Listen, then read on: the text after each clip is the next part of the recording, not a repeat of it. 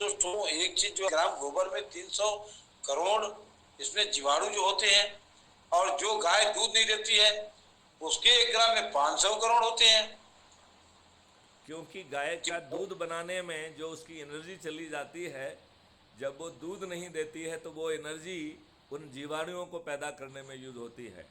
इसलिए हमारी वैदिक जो है ज्ञान इस बात को कह रहा है कि गाय के शरीर में सभी देवता विराजित हैं। इसके पीछे एक कहानी कही जाती है कि जब सब देवता पहुंच रहे थे तो लक्ष्मी जी ने सोचा मैं तो लक्ष्मी हूँ, मैं कहाँ गाय वाय के पास जाऊंगी।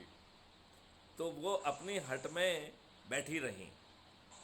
लेकिन जब उन्हें ये महसूस हुआ कि सभी देवता सभी देवी सभी लोग चले गए हैं, तब उन्हें अपने भ्रम का कुछ अहसास हुआ और वो भी गाय माता के पास पहुंची कि हे गाय माता मुझे भी जगह दो।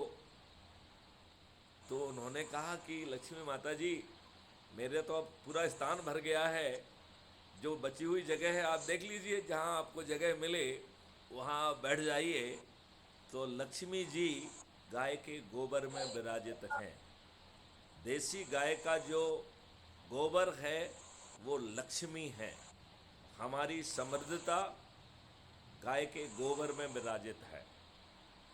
और भारत में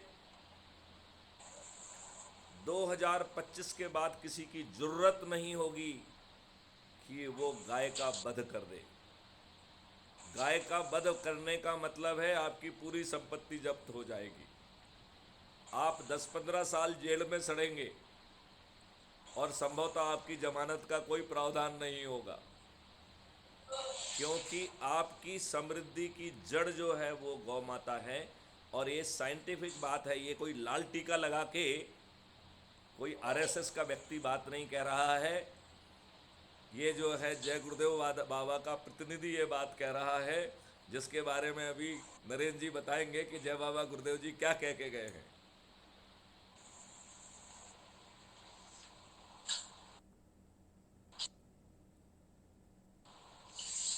बिल्कुल सर, जो हमने 1986 से लेकर के और 2012 तक जो साथ रहने का सौभाग्य मिला परम पूज्य बाबा जय गुरुदेव जी महाराज के साथ में, तो उसमें उन्होंने बहुत सारा भविष्य का दर्शन दिखाया है।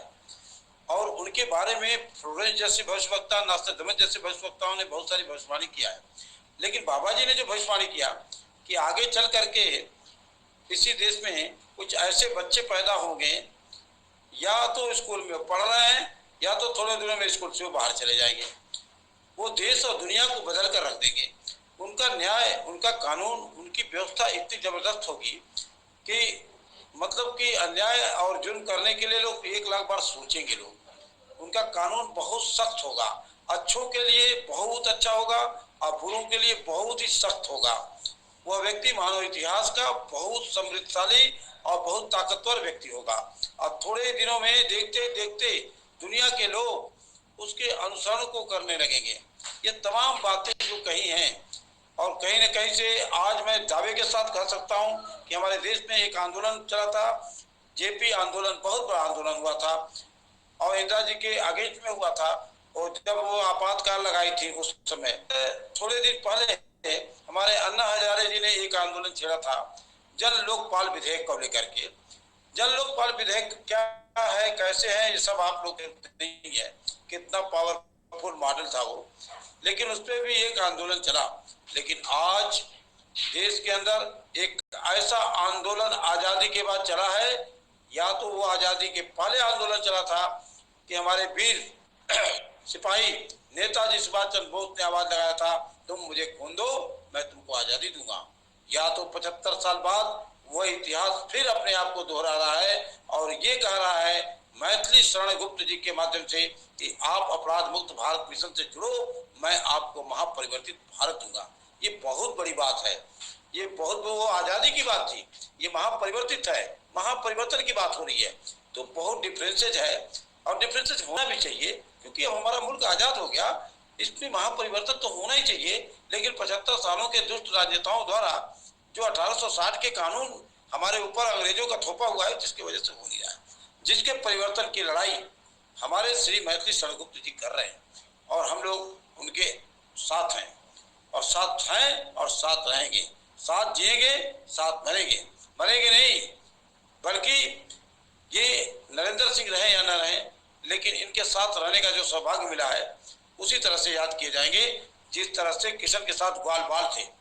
आज भी ग्वाल बालों का नाम लिया जाता है। अगर किशन का नाम लिया जाता है तो ग्वाल बालों का भी नाम लिया जाता है। अगर राम का नाम लिया जाता है तो हनुमान और सुग्रीव का भी नाम लिया जाता है। साथ रहने का ये फायदा होता है। इसलिए ईश्वर ने हम लोगों को सद्बुद्धि दिया और एक मौका दिया साथ रहने का। और ये साथ कहाँ तक साथ ले जाएगा ये वक्त और समय बताएगा। वीणा जी हमारे साथ है, सभी लोग साथ में हैं। ऐसी ऐसी शख्सियत लोग जुड़ रहे हैं जो ईश्वर द्वारा अवतरित हैं।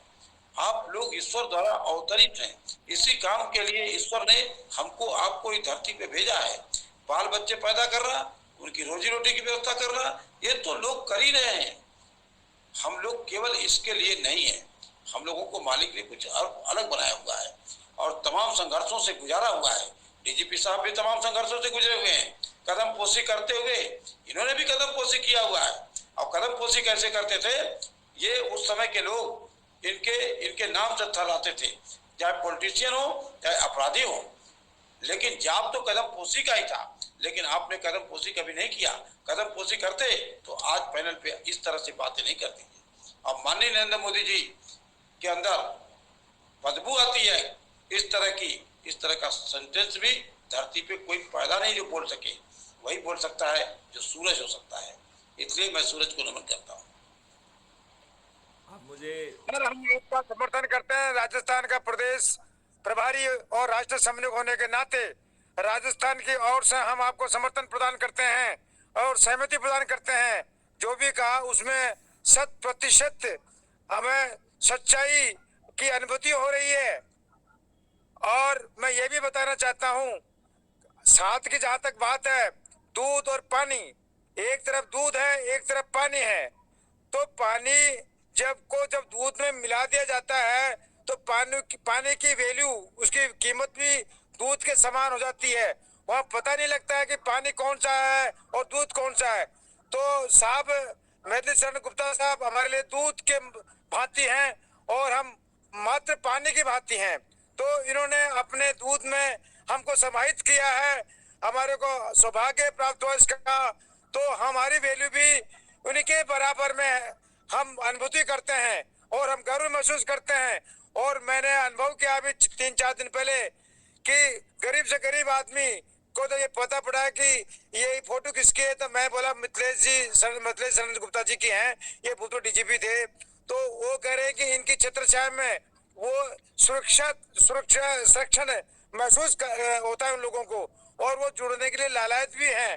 तो वो कह रहे हैं कि हमने हमारे जीवन में ऐसा पुलिस अधिकारी हमने कभी नहीं देखा है, ऐसा पुलिस अधिकारी कि जो इधर जमीन से जुड़कर मानवता के हित में और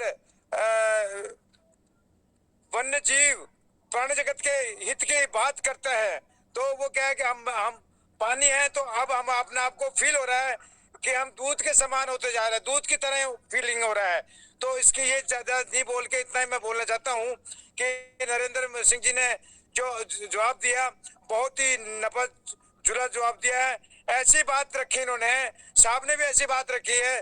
तो उन्होंने प्रश्न और उत्तर का ऐसा किया है कि जैसे कि चांदी की थाली में सोने की सेव की तरह आपने प्रस्तुतिकरण किया है। मैं आपको साधुवाद बोलता हूँ, मैं आपको जैन बोलता हूँ सर।